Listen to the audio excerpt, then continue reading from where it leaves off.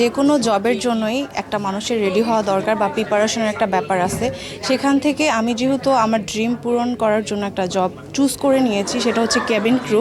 So এটার জন্য আমার বেসিক্যালি মনে হয় যে পার্সোনালি এটার জন্য আমার রেডি হওয়া দরকার।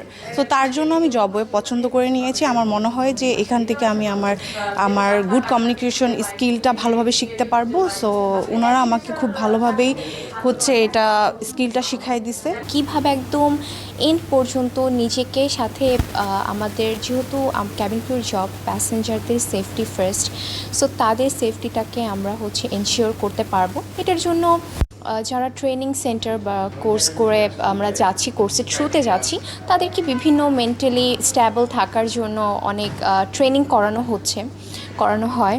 অ্যান্ড তারপরও প্রত্যেক ব্যক্তি বিশেষের আসলে নিজের এইভাবে কনফিডেন্ট রাখা উচিত যে নো ম্যাটার হোয়াট, আমি শেষ পর্যন্ত I will fight for the passengers and for my self as well. এই পেশাতে কিন্তু অনেক চ্যালেঞ্জ আছে, অনেক রিস্ক আছে, আবার রেসপন্সিবিলিটিও আছে। কিন্তু এখানে নতুন করে স্বপ্ন দেখার সুযোগও কিন্তু আছে, নিজেকে চেনার সুযোগ আছে, নিজেকে নতুনভাবে প্রকাশ করার কিন্তু সুযোগ আছে।